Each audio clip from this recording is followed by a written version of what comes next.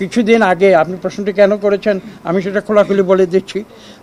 আপনারা দেখেছেন কিছুদিন আগে যে জুলাই সনদ যেটা স্বাক্ষর হয়েছে সেখানে এনসিপি অংশগ্রহণ করেনি।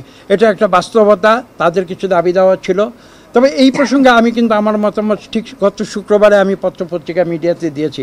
আমি কিন্তু নীতিগতভাবে এটা বিশ্বাস করি যে আমরা রাজনীতি যারা করি রাজনৈতিকভাবে বিশ্বাস করে আমরা আমাদের বিভিন্ন দলমত নির্বিশেষে আমাদের মতামত থাকবে।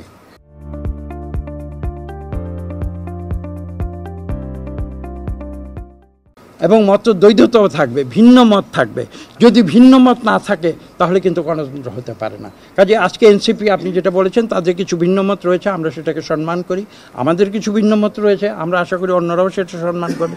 আমরা সবাই যদি একমত হয়ে যাই, আমি কিছু মনে করবেন না, আমি বলতে বাধ্য হচ্ছি, তাহলে তো আমরা আবার সেই বাকশালেই ফিরে যাব।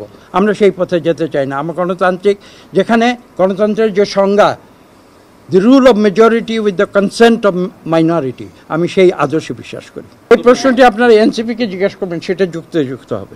ধন্যবাদ। জোটবদ্ধ হবে কিনা কারোর সঙ্গে? আরো প্রশ্ন আছে? জোটবদ্ধ হবে কিনা? জি বলুন, শেষ প্রশ্ন।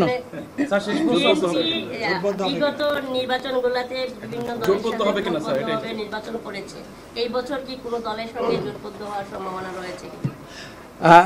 দেখুন, আমরা যে পদ্ধতিতে বিশ্বাস করি, গণতান্ত্রিক পদ্ধতি, সেই গণতান্ত্রিক পদ্ধতিতে কোয়ালিশন কিন্তু একটি স্বীকৃত পন্থা, এবং এটা কিন্তু শুধু বাংলাদেশে নয়, সারা বিশ্বেই এই প্রক্রিয়া চালু আছে।